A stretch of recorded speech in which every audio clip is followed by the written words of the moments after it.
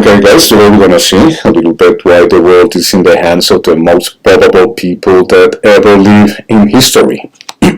When we see what Marco Rubio said last presentation last weekend in the Security Council in Munich, European Security Council, it's nothing but we want to take the world by colonization and by force. And if any of you do not understand our magnificent view of the New World Order, well, we're going to go against you and you're going to have to fight us. Because we have a vision of the world according to the Israeli government. And according to the Israeli government, the world is theirs. So we're going to help them get it. And if you don't get it, we're going to take you to camps in detention, and you will torture there, die by starvation, etc. And we're going to do the same with Cuba, and we're going to do the same with Venezuela. We're doing it already in Sudan. We did it already with Afghanistan and many other countries, which are now totally destroyed, but we have the oil and we have the resources. So if you're not for us, you're against us. That's what this idiot said, Marco Rubio, last weekend. Something I cannot tolerate. Neither us, nor the country, nor the world. I'm talking about the peoples, because the Western tradition is not being represented. Whatsoever, that means us, the country, and the world is on our hands, guys. Revolution is at hand, and the wars for independence are back. I have told you that for the last 10 years in React Today as part of the World's Way Out project, which is to understand that it's the elites and the super rich who are our worst enemies in the world or for civilization. Alright, today we're going to see something that is very important, which is something that the majority of us agree with, and is how the representation, rapporteur, Francesca Albanese, is being attacked by France, Germany, the United States, and others. She cannot move in many countries. I wish that will happen with Netanyahu and war criminals too, like many of them are prime ministers and presidents right now in our Western tradition. What a shame that is. We're not being represented whatsoever. And after that discourse, people got up and applauded Marco Rubio's idiotic plan for the future, for the immediate future of the world, and that is, you're against or for us, like George Bush said, on the war on terror, which was a total fake. And I'm glad that George Galloway accepted that I was right and he was wrong, and I proved him wrong 4 years ago. Speaking about 9/11, why do both? I have an hour and a half answer for you. So I'm glad that you accepted it. A little too late, but it's okay, George. We still love you. So today we're going to see how our governments have applauded, like they did with Netanyahu 58 times, but only once, but they stood up, showing us a country of the world that the Western tradition is not being represented but by corrupt elites that want to tell us, the country of the world, how to behave, how to think, what to do, what not to do, when to travel, when not to travel, what kind of housing are we going to get, etc., etc. And one of those is what they are doing with Francesca Albanese. Let's take a look. The vicious and sustained campaign mounted against Francesca Albanese, the UN Special Rapporteur on Palestine, by Israel and the U.S., now includes the German, Italian, French, Austrian, and Czech foreign ministers who are demanding her resignation. This campaign is part of an effort by industrial nations to at once sustain the genocide in Gaza. Nearly 600 Palestinians have been killed in Gaza since the sham ceasefire took effect, and silence all those who demand the international community abide by the rule of law. The latest assault on Francesca, part of a concerted effort to discredit international bodies such as the United Nations, is based on a deliberately truncated video of a talk she gave in Doha on February 7th that distorts and misconstrues her words. But truth, of course, is irrelevant. The goal is to silence her and all who stand up for Palestinian rights.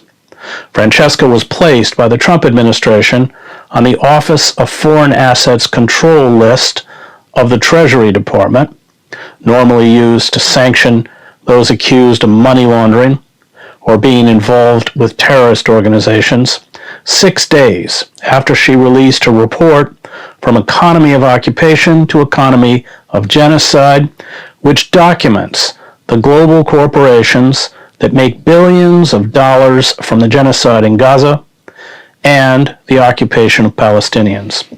The Office of Foreign Assets Control list, weaponized by the Trump administration to persecute her in violation of the diplomatic immunity granted to UN officials, bans her from entering the United States.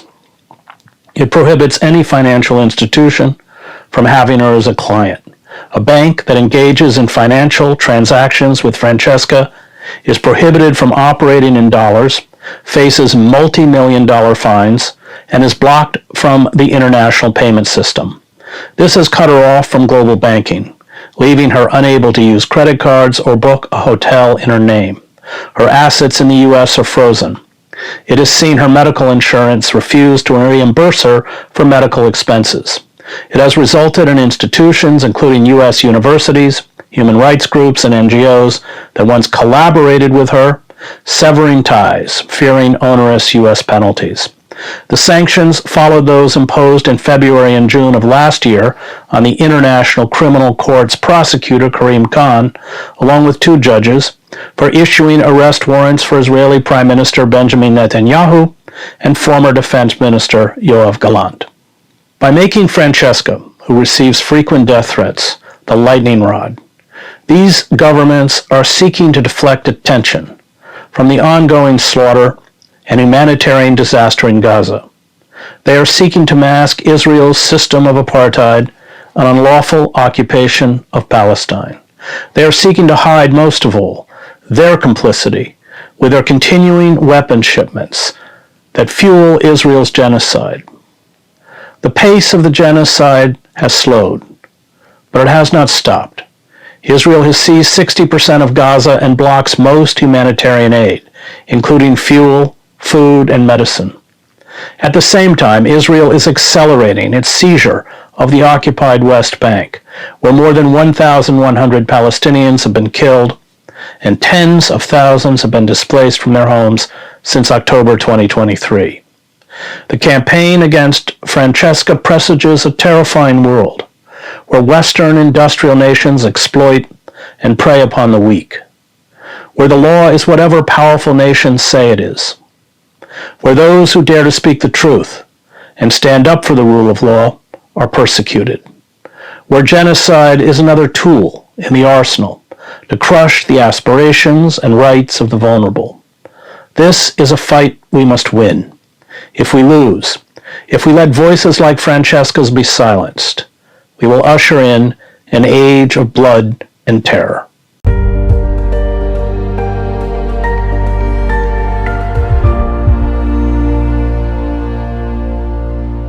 Apart from that, there was paperwork that China and Russia came together 4 years ago, because as you understand, in the 24th of February, they're gonna come with all this paraphernalia in the Western media, the mainstream media, taking that we the people are stupid, saying that Russia is the enemy and that we have to attack Russia and destroy Russia and take over, convert the ruble to ruble. It's not happening. It didn't happen in the Biden administration, full of criminals too, war criminals, etc. They should be judged by that. Nuremberg 4.0, I say 4.0 because we had to defeat Palantir, intelligence services, A200, and all those people that are associated with the rest of intelligence communities around the world in order to take the world by force and literally apocalyptical manner, which is the beast who can fight the beast. She's big, she's bad, she's meanest, she's sad. Who can fight the beast? We do.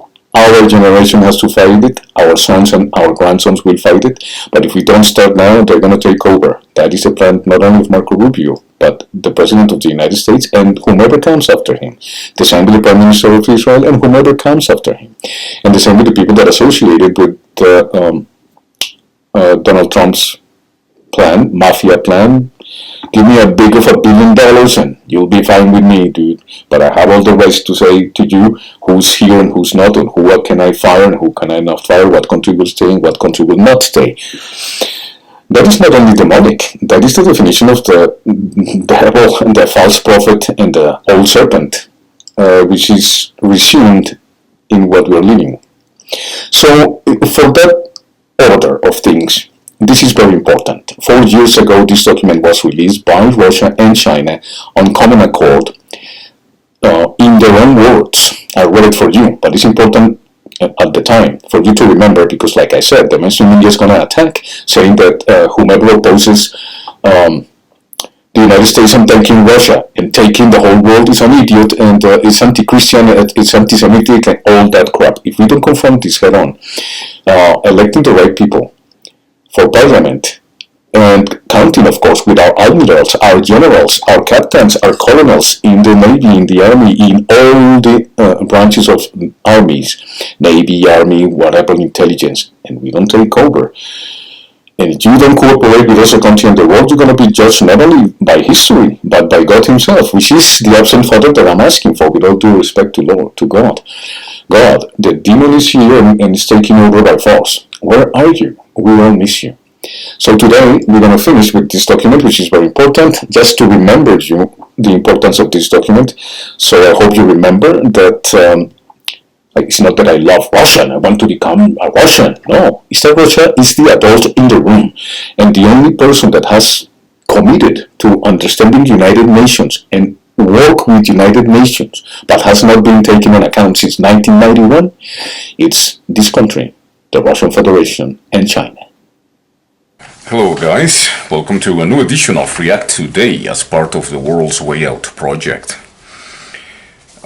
As a concerned citizen of the world, I am very worried about the developments and the delay on the peace agreements that can happen, and we all are waiting for them to happen, regarding the war against Ukraine that was avoidable if you saw my last video. Today we're going to speak about something that can cooperate as citizens for us, the country and the world, to understand. And that is, why is that we don't know about this document? How come it's not explained in the news? There's no debate. There's no good intention actually to debate or talk about these matters. I haven't heard on CBC or CTV or anywhere else. And even though there's a radio station on CBC, which is pretty good when it comes to science and things like that, CBC can make good journalism. But in the case of the Canadian situation right now, it's obviously not trustworthy. Today we're going to speak a little bit as a contribution as a citizen of the world. In order for you Canadians and for English-speaking language people around the world, about what China and Russia came together on February 4th, 2022, before the war started, 20 days later.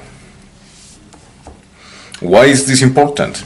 And I want to make a claim here. I am not an agent for the Chinese government. I am not either an agent for the Russian government.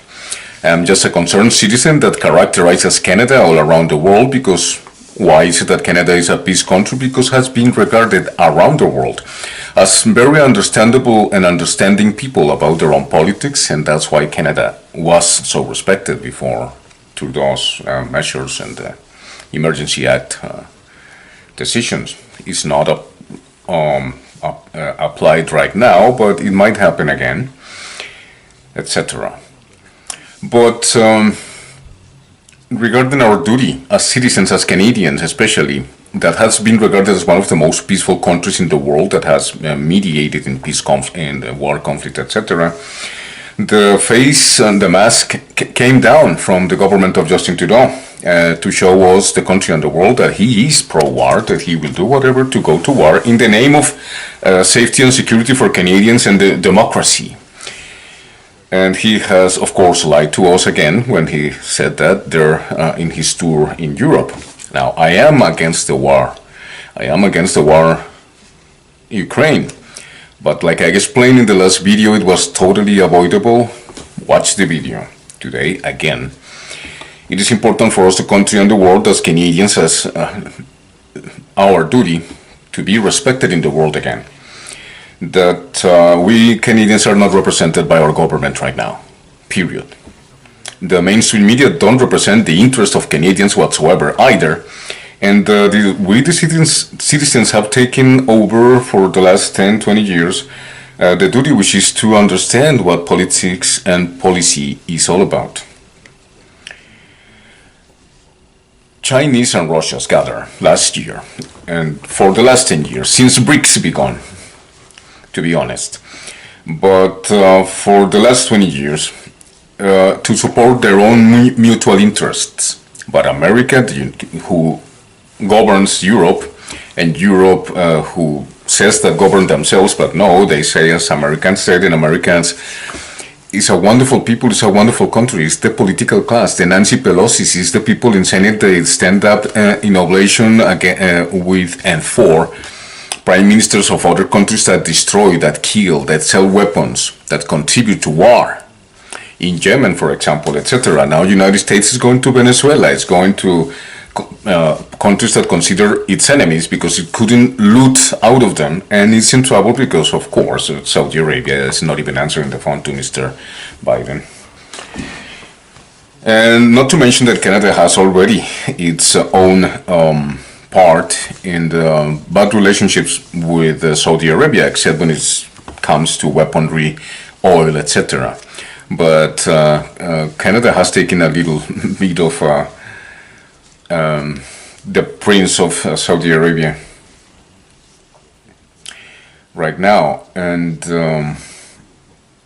there's been some differences of opinion between the representation, the embassy of the Saudi Arabian consulate here in Canada regarding issues that have to do when Saudi Arabia said not 3 years ago that if Canada keeps intervening or interfering in policy and politics in Saudi Arabia, 9/11 might occur to Canada. Yeah, that's what they said. And Chrystia Freeland, of course, reacted properly in that situation regarding Saudi Arabians. But Canada still has relationships with Saudi Arabia. We understand that Canada is an ally of the United States and is an ally of NATO, but that cannot justify the participation of Canadian soldiers in the assassination, brutalization, and the expansion of war in Ukraine. Because even though you think that might that be the right thing to do, no, I don't think so. I disagree with that completely, explained in the last video. But today I will say that Canada has the right to say, hey guys, I don't think the mission of NATO is for peace any longer. We declare ourselves neutral in this circumstance, especially if there's going to be atomic bombs flying all around. It's not about quitting and treason or no. It's about understanding that bullying and muscle is not enough to guide this world, and that people are going to resist the bully. And if Canada is allied with that bully, with 27 nations in Europe, things are going to get ugly up in here for Canada if a third world war, which already begun. It's in cold state, but it can escalate anytime. Israel can escalate it against Iran, whatever. The United States hasn't stopped escalating it with Canada. And for that reason, because we Canadians want to have better informed, we want to be better informed, but the CBC, the CTV news, and that mainstream media never have debates about what we're going to talk about today. And as a Canadian and as a citizen of the world, I want Canada to live in peace and be example of peace and civilization before it's too late and we become targets of a third world war between China, Russia, against the United States and European countries. China and Russia gathered together. They said, okay guys, we're going to make a resolution. This is published February 4th, 2022, 20 days before the invasion. Because the United States and Europe didn't want to hear, don't want to hear, and will not want to hear with these politicians whatever Russia said. Isn't again time for the United States and Europe to stop playing the fool? Because you're playing the fool. We know that you're mighty and that you can destroy the whole world 100 times. Yeah, we all do know that. But there is no reason to be afraid of you. We have to make you come to reason. Otherwise, your own country is going to make you come to reason by replacing the political class, which is what we need to do in Canada, United States, Europe, and everywhere. Because it has represented that the special interest and the particular interest of as published by the New York Times, and if you see Brand Russell, for example, he will explain it with some fun to you. He has a sense of humor that I don't.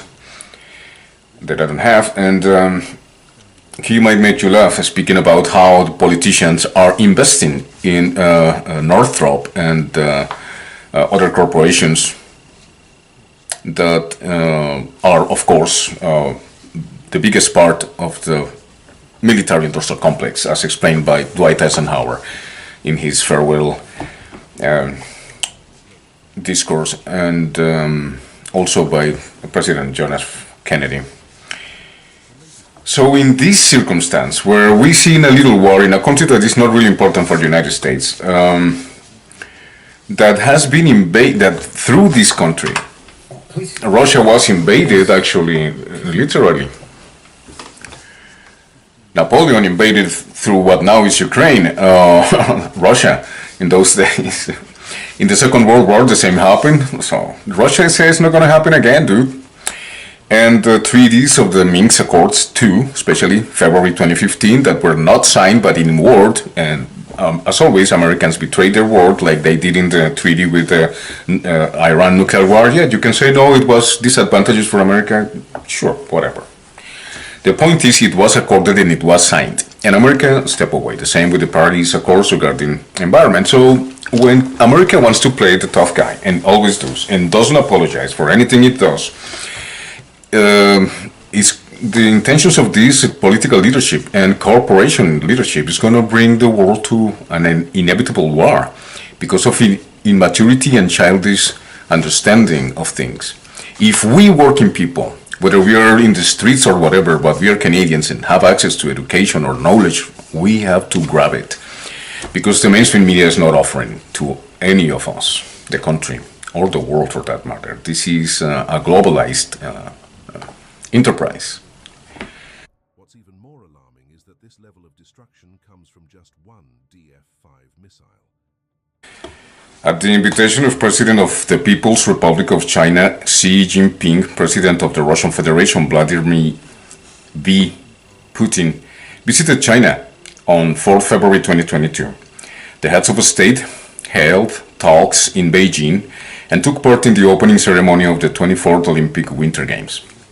The Russian Federation and the People's Republic of China, hereinafter referred to as the sides, state as follows.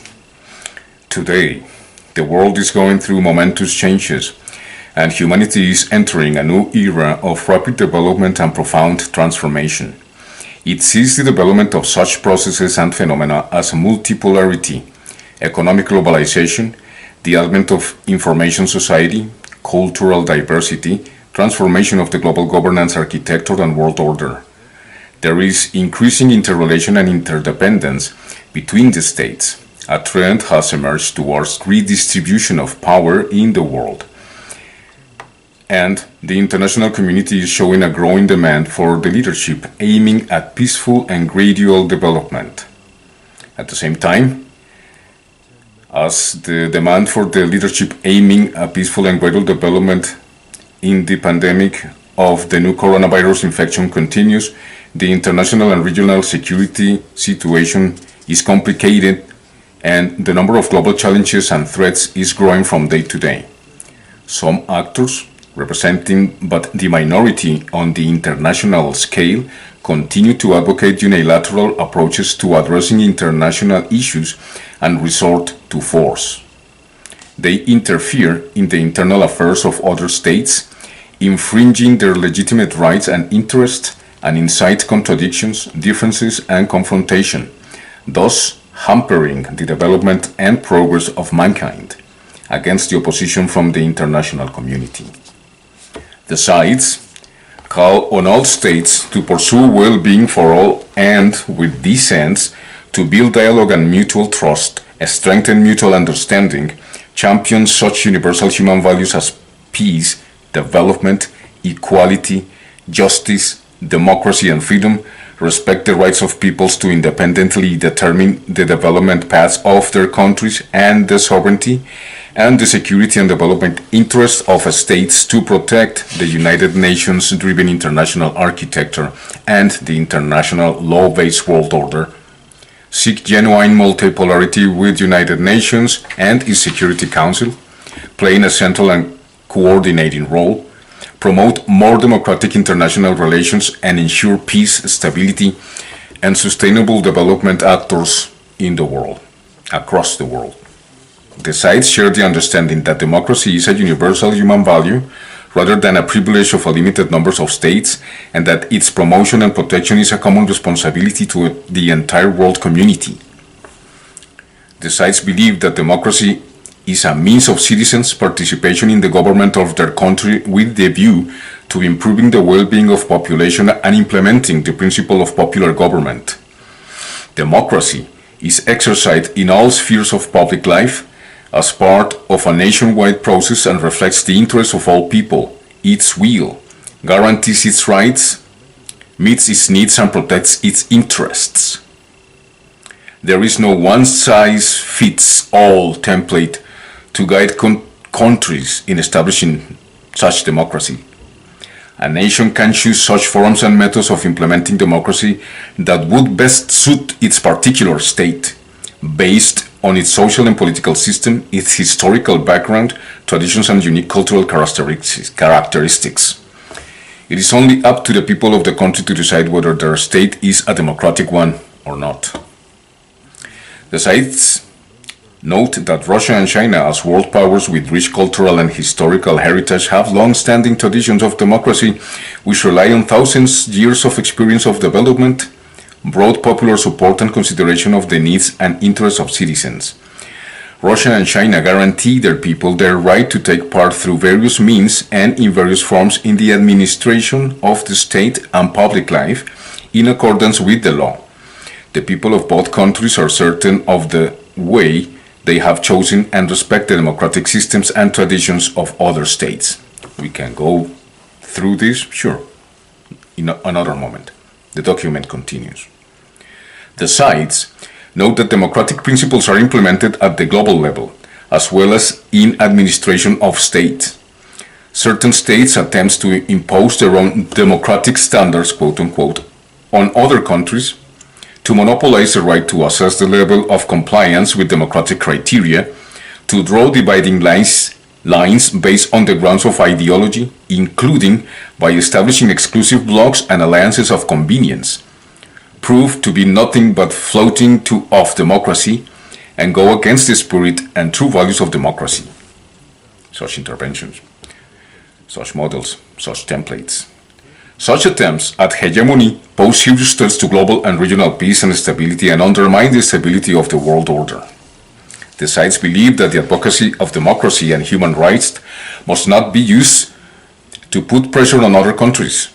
They oppose the abuse of democratic values and interference in the internal affairs of sovereign states under the pretext of protecting democracy and human rights, and any attempts to incite divisions and confrontation in the world. The sides call on the international community to respect cultural and civilizational diversity and the rights of people's interested partners to promote genuine democracy. The sides note that the Charter of the United Nations and the Universal Declaration of Human Rights set noble goals in the area of universal human rights, set forth fundamental principles which all the states must comply with and observe in deeds. At the same time, as every nation has its own unique national features, history, culture, social system, and level of social and economic development, universal nature of human rights should be seen through the prism of the real situation in every particular country, and human rights should be protected in accordance with the specific situation in each country and the needs of its population. Promotion and protection of human rights is a shared responsibility of the international community. The states should equally prioritize all categories of human rights and promote them in a systematic manner. The international human rights cooperation should be carried out as a dialogue between the equals, involving all countries. All states must have equal access to the right to development. Interaction and cooperation on human rights matters should be based on the principle of equality of all countries and mutual respect for the sake of strengthening the international human rights architecture. Second, the sides believe that peace, development, and cooperation lie at the core of the modern international system. Development is a key driver in ensuring the prosperity of the nations. the ongoing pandemic of the new coronavirus infections poses a serious challenge to the fulfillment of the United Nations 2030 Agenda for Sustainable Development. It is vital to enhance partnership relations for the sake of global development and make sure that the new stage of global development is defined by balance, harmony, and inclusiveness, not exclusiveness. Inclusiveness, said the document. The sides are seeking to advance their work to link the development plans for the Eurasian Economic Union and the Belt and Road Initiative with a view to intensifying practical cooperation between the Eurasian Economic Union and China in various areas and promoting greater interconnectedness between the Asia-Pacific and Eurasian regions. The sides reaffirm their focus on building the greater Eurasian partnership in parallel and in coordination with the Belt and Road construction to foster the development of regional associations as well as bilateral and multilateral integration processes for the benefit of the peoples on the Eurasian continent. They make that clear. They want to develop East, period. The sides agreed to continue consistently intensifying practical cooperation for the sustainable development of the Arctic.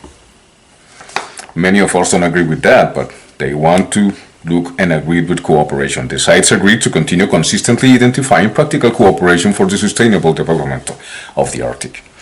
The sides will strengthen cooperation within multilateral mechanisms, including the United Nations, and encourage the international community to prioritize development issues in the global macro policy coordination.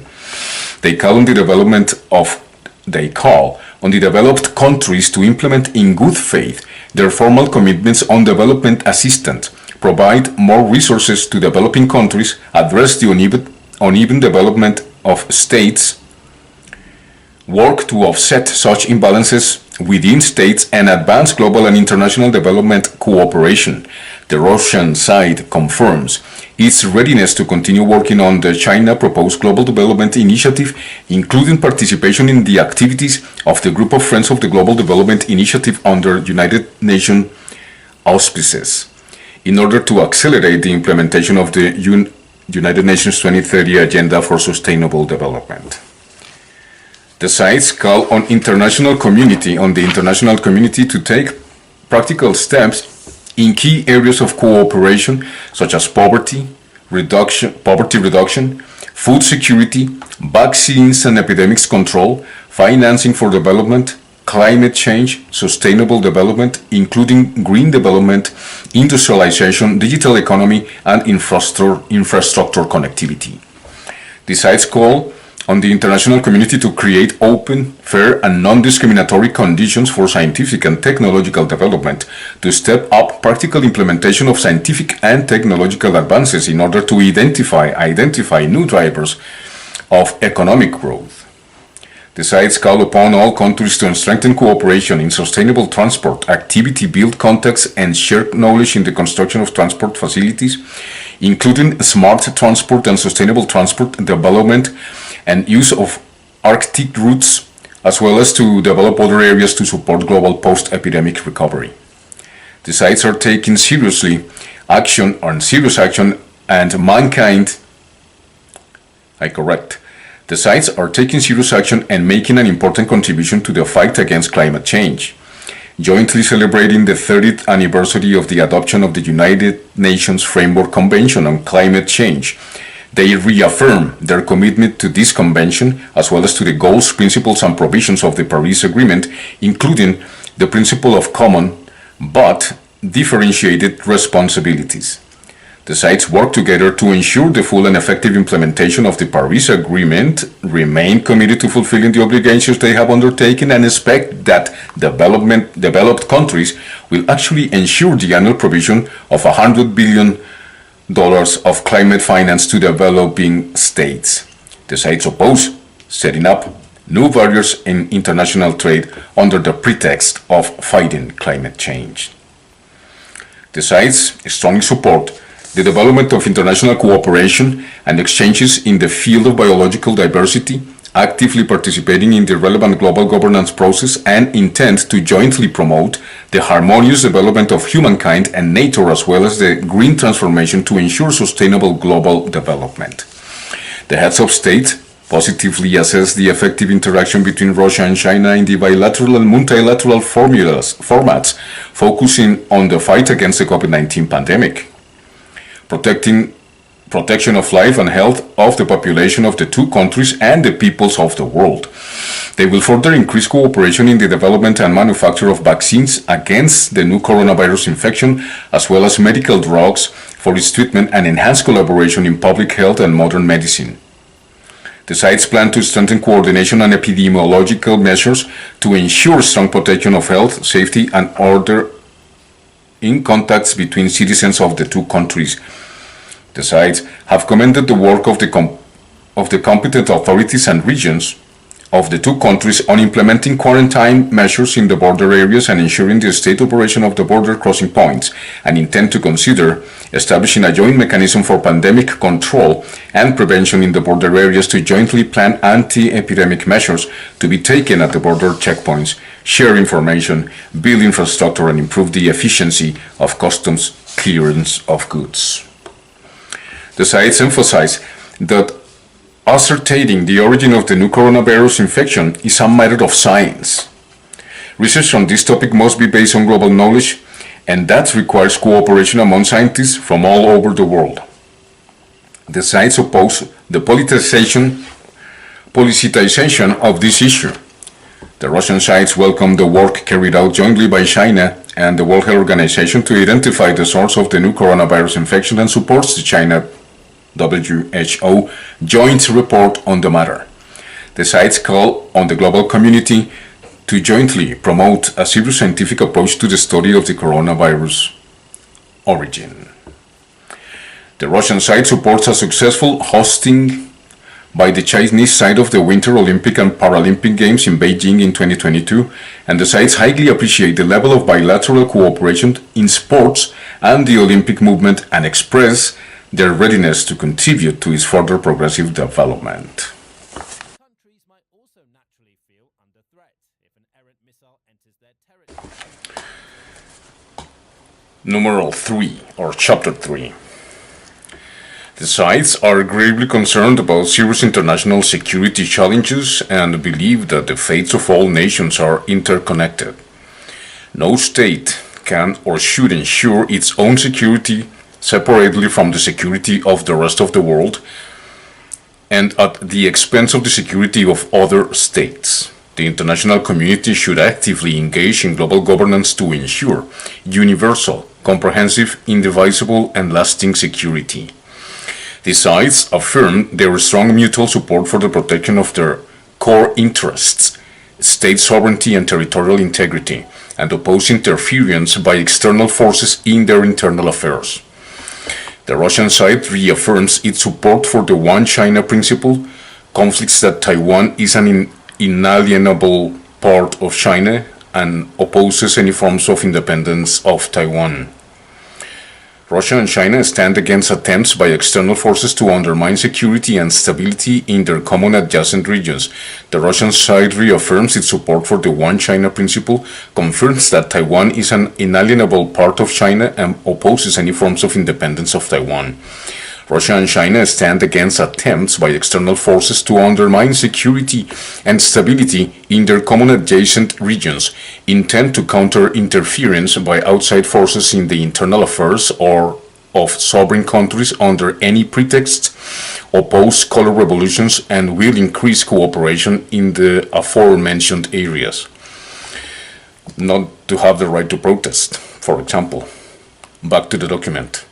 The sides condemn terrorism in all its manifestations, promote the idea of creating a single global anti-terrorism front with the United Nations playing a central role, advocate single global anti-terrorism front with the United Nations playing a central role, advocate a stronger political coordination and constructive engagement in multilateral counter-terrorism efforts. The sides oppose the politicization of the issues of combating terrorism and their use as instruments of policy of double standards, condemn the practice of interference in the internal affairs of other states for geopolitical purposes through the use of terrorist and extremist groups, as well as under the guise of combating international terrorism and extremism.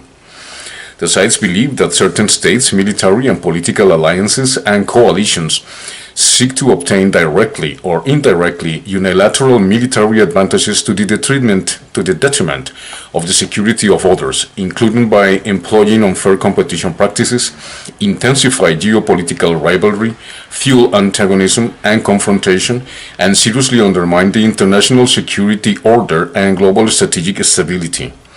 The sides oppose further enlargement of NATO and call on the North Atlantic Alliance to abandon its ideologized Cold War approaches to respect the sovereignty, security, and interests of other countries, the diversity of their civilizational, cultural, and historical backgrounds, and to exercise a fair and objective attitude towards the peaceful development of other states. The sides stand against the formation of closed bloc structures and opposing camps in the Asia-Pacific region and remain highly vigilant about the negative impact of the United States Indo-Pacific strategy on peace and stability in the region. Russia and China have made consistent efforts to build an equitable, open, and inclusive security system in the Asia-Pacific region, APR, that is not directed against third countries and that promotes peace, stability, and prosperity. The sides welcome the joint statement of the leaders of the 5 nuclear weapons states on preventing nuclear war and avoiding arms race, and believe that all nuclear weapons states should abandon the Cold War mentality and zero-sum games, reduce the role of nuclear weapons in their national security policies, withdraw nuclear weapons deployed abroad, eliminate the unrestricted development of global anti-ballistic missile defense (ABM) system, and take effective steps to reduce the risks of nuclear wars and any armed conflicts between countries with military nuclear capabilities. The sides reaffirmed that the Treaty on the Non-Proliferation of Nuclear Weapons is the cornerstone of the international disarmament and nuclear non-proliferation system, an important part of the post-war international security system, and plays an indispensable role in world peace and development. The international community should promote the balanced implementation of the 3 pillars of the treaty and work together to protect the credibility, effectiveness, and the universal nature of this instrument. The sides are seriously concerned about the trilateral security partnership between Australia, the United States, and the United Kingdom, AUKUS, which provides for deeper cooperation between its members in areas involving strategic stability, in particular their decision to initiate cooperation in the field of nuclear-powered submarines. Russia and China believe that such actions are contrary to the objectives of security and sustainability development of the Asia-Pacific region, increase the danger of an arms race in the region, and pose serious risks of nuclear proliferation. The sides strongly condemn such moves and call on AUKUS participants to fulfill their nuclear and missile non-proliferation commitments in good faith and to work together to safeguard peace, stability, and development in the region. Japan's plans to release nuclear-contaminated water from the destroyed Fukushima Daiichi nuclear plant into the ocean and the potential environmental impact of such actions are of deep concern to the sides. The sides emphasize that the disposal of nuclear-contaminated water should be handled with responsibility and carried out in a proper manner based on agreements between the Japanese side and neighboring states, other interested parties and relevant international agencies, while ensuring transparency, scientific reasoning, and in accordance with international law. The sides believe that the United States' withdrawal from the Treaty on the Elimination of Intermediate-Range and Shorter-Range Missiles, the acceleration of research and the development of intermediate-range and shorter-range round-based missiles, and the desire to deploy them in the Asia-Pacific and European regions, as well as their transfer to the Allies, entail an increase in tension and distrust, increases risks to international and regional security, lead the awakening of international non-proliferation and arms control system, undermining global strategic stability. The The sides call on the United States to respond positively to the Russian initiative and abandon its plans to deploy intermediate-range and shorter-range ground-based missiles in the Asia-Pacific region and Europe. The sides will continue to maintain contacts and strengthen coordination on this issue. The Chinese side is sympathetic to and supports the proposals put forward by the Russian Federation to create long-term legally binding security guarantees in Europe. The sides note that the denunciation by the United States of a number of important international arms control agreements has an extremely negative impact on international and regional security and stability. The sides express concern over the advancement of United States plans to develop global missile defense and deploy its elements in various regions of the world, combined with capacity building of high-precision non-nuclear weapons for disarming strikes and other strategic objectives. The sides stress the importance of the peaceful uses of outer space, strongly support the central role of the United Nations Committee on the Peaceful Uses of Outer Space in promoting international cooperation, maintaining and developing international space law and regulation in the field of space activities. Russia and China will continue to increase cooperation on such matters of mutual interest as the long-term sustainability of space activities and the development and use of space resources. The sides oppose attempts by some states to turn outer space into an arena of armed confrontation and reiterate the intention to make all necessary efforts to prevent the weaponization of space and arms race in outer space. They will counteract activities aimed at achieving military superiority in space and using it for combat operations. The sides affirm the need for the early launch of negotiations to conclude a legally binding multilateral instrument based on the Russian-Chinese draft treaty on the prevention of placement of weapons in outer space and the use of threat or force against space objects that will provide fundamental and reliable guarantees against an arms race and the weaponization of outer space. Russia and China emphasize that appropriate transparency and confidence-building measures, including an international initiative political commitment not to be the first to place weapons in space, can also contribute to the goal of preventing an arms race in outer space. But such measures should complement and not substitute the effective legally binding regime governing space activities. The sides reaffirm their belief that the Convention on the Prohibition of the Development, Production and Stockpiling of Bacteriological or Biological and Toxin Weapons and on their destruction, BWC, is an essential pillar of international peace and security. Russia and China underscored their determination to preserve the credibility and effectiveness of the Convention. The sides affirm the need to fully respect and further strengthen the BWC, including by institutionalizing it, strengthening its mechanism, and adopting a legal binding protocol to the Convention with an effective verification mechanism as well as through regular consultation and cooperation in addressing any issues related to the implementation of the Convention. The sides emphasize that domestic and foreign bioweapons activities by the United States and its allies raise serious concerns and questions for the international community regarding their compliance with the BWC. The sides share the view that such activities pose a serious threat to the national security of the Russian Federation and China and are detrimental to the security of their respective regions.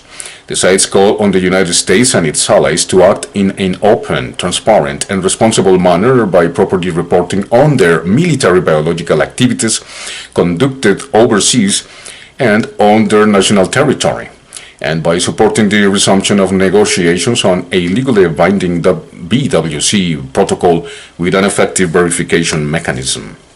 The sides reaffirmed their commitment to the goal of a world free of chemical weapons, call upon all parties to the Chemical Weapons Convention to work together to uphold its credibility and effectiveness. Russia and China are deeply concerned about the politicization of the Organization for the Prohibition of Chemical Weapons and call on all of its members to strengthen solidarity and cooperation and protect the tradition of consensual decision-making. Russia and China insist that the United States, as the sole state party to the convention that has not yet completed the process of eliminating chemical weapons, accelerate the elimination of its stockpiles of chemical weapons. The sides emphasize the importance of balancing the non-proliferation obligations of states with the interest of legitimate international cooperation in the use of advanced technology and related materials and equipment for peaceful purposes. The sides note the resolution entitled, I quote, "Promoting International Cooperation on Peaceful Uses in the Context of International Security," unquote, adopted at the 76th session of the United Nations General Assembly on the initiative of China and co-sponsored by Russia, and look forward to its consistent implementation in accordance with the goals set forth therein. The sides attach great importance to the issues of governance in the field of artificial intelligence. The sides are ready to strengthen dialogue and contacts on artificial intelligence. The sides reiterate their readiness to deepen cooperation in the field of international information security and to contribute to building an open, secure, sustainable, and accessible ICT environment. The sides emphasize that the principles of the non-use of force, respect for national sovereignty and fundamental human rights and freedoms, and non-interference in the internal affairs of other states as enshrined in the United Nations Charter are applicable to the information space.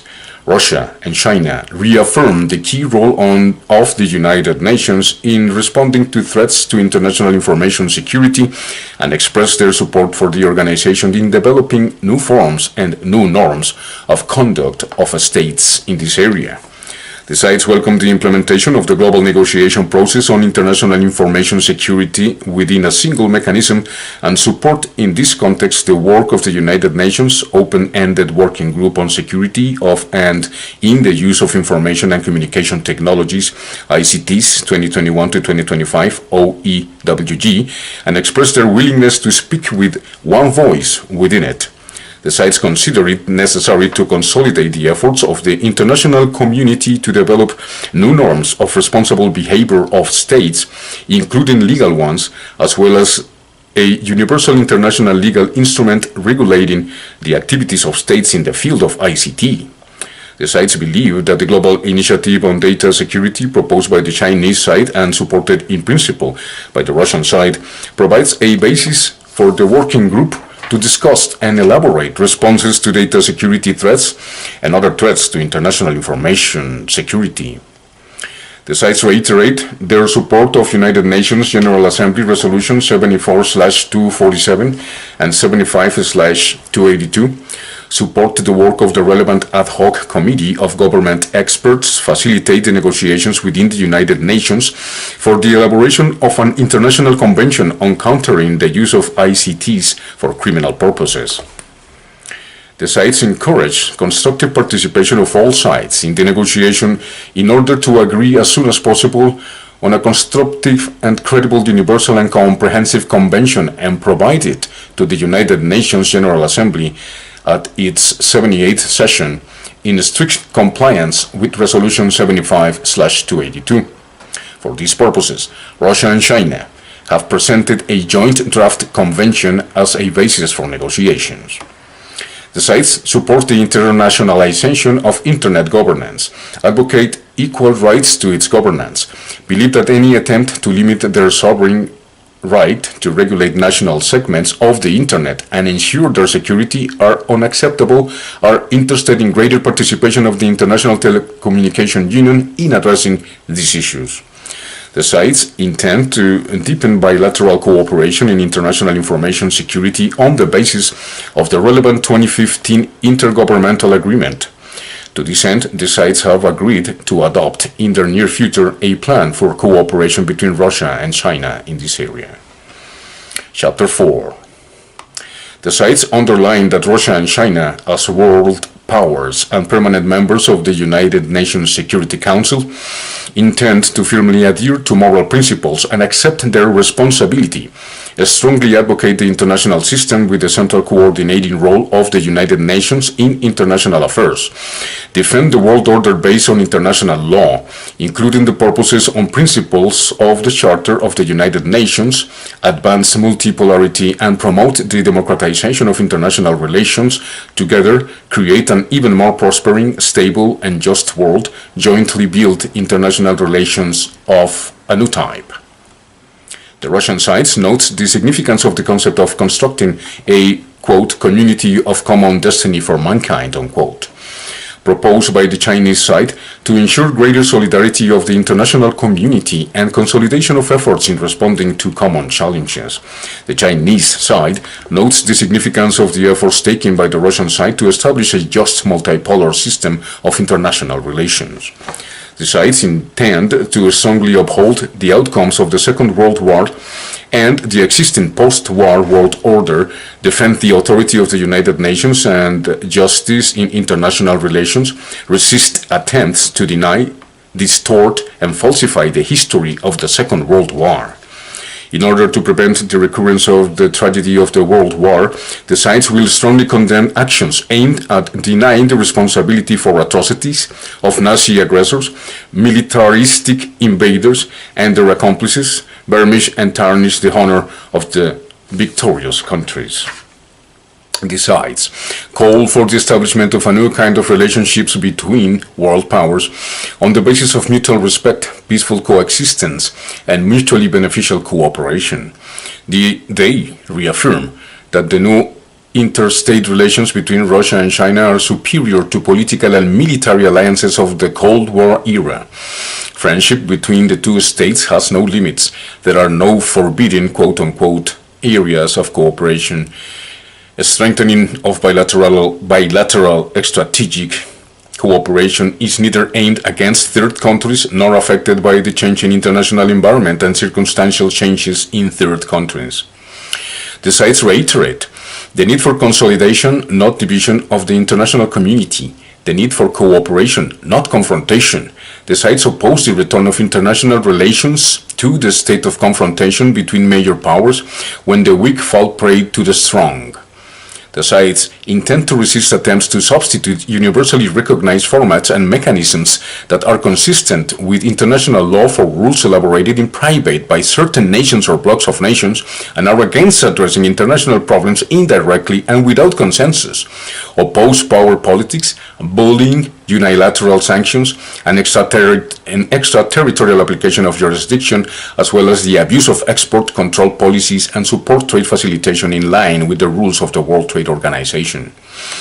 The sides reaffirm their intention to strengthen foreign policy coordination, pursue through multilateralism, strengthen cooperation on multilateral platforms, defend common interests, support the international and regional balance of power, and improve global governance. The sides support and defend the multilateral trade system based on the central role of the World Trade Organization, WTO, take an active part in the WTO reform, opposing unilateral approaches and protectionism. The sides are ready to strengthen dialogue between partners and coordinate positions on trade and economic issues of common concern, contribute to ensuring the sustainability and stable operation of global and regional value chains, promote a more open, inclusive, transparent, non-discriminatory system of international trade and economic rules. The sides support the G20 format as an important forum for discussing international economic cooperation issues and anti-crisis response measures, jointly promote the invigorated spirit of solidarity and cooperation within the G20, support the leading role of the association in such areas as the international fight against epidemics, world economic recovery, inclusive sustainability development, improving the global economic governance systems in a fair and rational manner to collectively address global challenges. The sides support the deepened strategic partnership within BRICS, promote the expanded cooperation in three main areas: politics and security, economy and finance, and humanitarian exchanges. In particular, Russia and China intend to encourage interaction in the fields of public health, digital economy, science, innovation and technology, including artificial intelligence technologies, as well as the increased coordination between BRICS countries on international platforms. The sides strive to further strengthen the BRICS Plus outreach format as an effective mechanism of dialogue with regional integration associations and organizations of developing countries and states with emerging markets. The Russian side will fully support the Chinese side, chairing the association in 2022, and assists in the fruitful holding of the 14th BRICS summit. Russia and China aim to comprehensively strengthen the Shanghai Cooperation Organization, SCO, and further enhance its role in shaping a polycentric world order based on the universally recognized principle of international law, multilateralism, equal, joint, indivisible, comprehensive, and sustainable security. They consider it important to consistently implement the agreements on improved mechanisms to counter challenges and threats to the security of SCO member states, and in the context of addressing this task, advocate expanded functionality of the SCO regional anti-terrorist structure. The sides will contribute to imparting a new quality and dynamics to the economic interaction between the SCO member states in the fields of trade, manufacturing, transport, energy, finance, investment, agriculture, customs, telecommunications, innovation, and other areas of mutual interest, including through the use of advanced, resource-saving, energy-efficient, and green technologies. The sides note the fruitful interaction within the SCO under the 2009 agreement between the governments of the Shanghai Cooperation Organization member states on cooperation in the field of international information security, as well as within the specialized group of experts. In this context, they welcome the adoption of the SCO Joint Action Plan on ensuring international information security for 2022-2023 by the Council of Heads of State of SCO member states on September 17, 2021 in Dushanbe. Russia and China proceed from the ever-increasing importance of cultural and humanitarian cooperation for the progressive development of the SCO. In order to strengthen mutual understanding between the people of the SCO member states, they will continue to effectively foster interaction in such areas as cultural ties, education, science and technology, healthcare, environmental protection, tourism, people-to-people contact, and sports. Russia and China will continue to work to strengthen their role of APEC as the leading platform for multicultural dialogue on economic issues in the Asian-Pacific region. The sides intend to step up coordinated action to successfully implement the Putrajaya guidelines for the development of APEC until 2040, with focus on creating a free, open, fair, non-discriminatory, transparent, and predictable trade and investment environment in the region.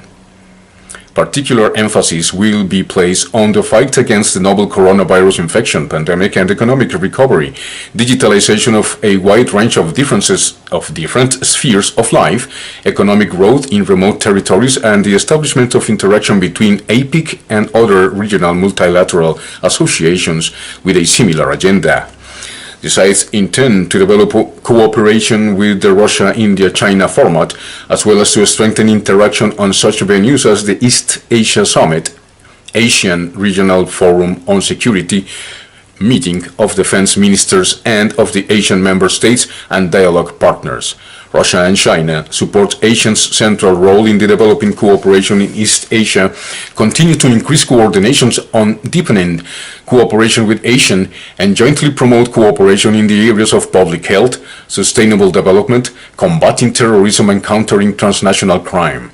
The sides intend to continue to work in the interest of a strengthening role of the Asian as a key element of the regional architecture. Okay, it's very little to say. There's points that we will not agree, but there's points that we can discuss if there were public debate here in Canada. But if the guys in charge, and right now that the majority of Canadians don't agree with it, in this case is the political class, will lead us to war no matter what. And that is a very difficult circumstance for us, the country and the world, to accept. I mean, Do you really want the bombs, the nuclear bombs, to come to Canada and destroy everything you know and you have worked for? But who knows?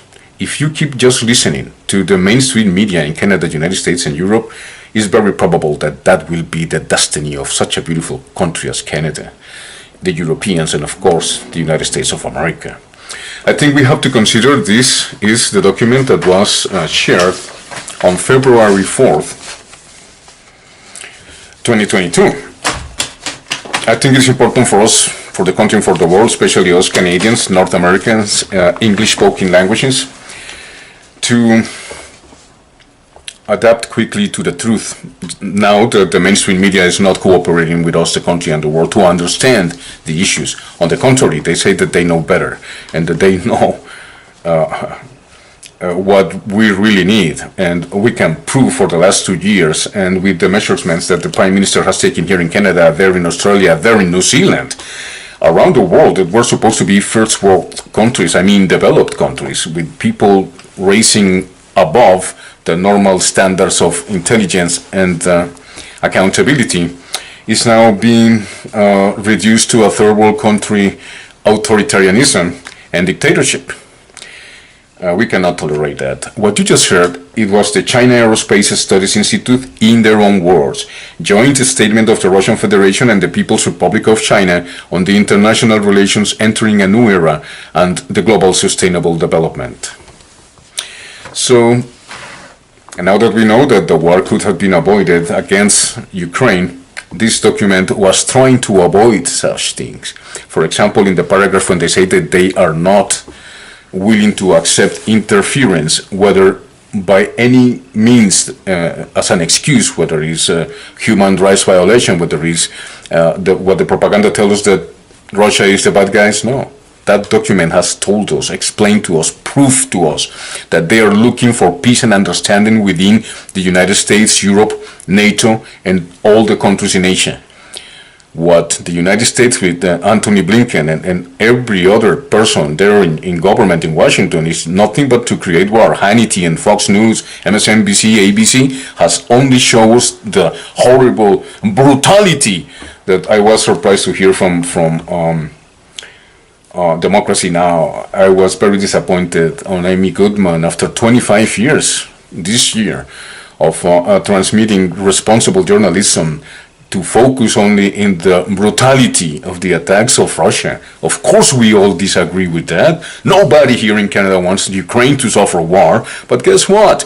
Our politicians are going to bring the war home for all of us to feel it. Remember, just watch my program on the last edition and you will understand. But it was important for me, fellow Canadians and fellow Americans in all languages, but specifically in the English-speaking language, for us to understand that there's goodwill from other countries like China and Russia, and it's not like the mainstream media want us to believe, appealing to our emotions instead of appealing to our intelligence and reason. They don't want us to be reasonable, they don't want us to be bad puppets, and they prove it in the last couple of years, now that they have been proven wrong, and that it was, all these mandates was totally unnecessary. Now that Johnson & Johnson has proven that the natural immunity can be as good as 3 or 4 vaccines. Now they're saying, okay, maybe natural immunity plus 1 dose. I don't think so. I'm not going to use not even 1. My parents got 3 of the Pfizer vaccine, and they have COVID, they are COVID positive. After 3 rounds of that, they're COVID positive. For us, for the country, for the world, I hope to see you next time in the next edition of React Today as part of the World's Way Out project. I think this is important. We can go through this. There are paragraphs, of course, that I disagree with, for example, but most of them I do agree with. The part when they say that there's no color manifestations, yeah, well, the right to manifest ourselves and the right establishes in the Canadian Constitution, for example, let us gather and say, hey, if we disagree with you, government, I think you're making a mistake, this is wrong. That's important. I don't agree with this China Aerospace Studies Institute in their own words when they say that it's not good for them, for China and Russia, to accept people's protests. I think that's a no-no. I agree with the Fukushima Daiichi, because I have mentioned that before over the years. For governments to pay attention, they cannot just pour all that radioactivity to the ocean. What kind of people will do such a stupid thing? The Japanese people, supported by the American imperialism, that said, yeah, it's all right, fuck it, we don't have any other place to put it except to throw it to space or bury it in the ground or throw it to the ocean. And they insist on nuclear power. When you read Eugene Malov, you know that there's hundreds, if not thousands, of ways to use electricity without contaminating the water, without using nuclear power, without having a grid of power controlled by very few people. This world is at the brink of extinction, and if we don't take action, guys, the leaders of this world are going to take us there. They're going to hide in their bunkers, and bye-bye. For us, for the country, for the world, hope to see you next time, the next edition of React Today. Pay attention to what it says and tell yourself, does this make sense? Do I have to believe what CBC and MSNBC and Fox tells me? War, Russia are the bitches, they are the only guys to complain and to blame for? I don't think so, dude. That will only prove that you are being misinformed by the mainstream media, the biggest and the worst misinformer of news, truth, and reality in the world. For us, for the country, for the world, hope to see you next time, the next edition of React Today. Au revoir, bye-bye, part of the World's Wealth Project. Hasta pronto.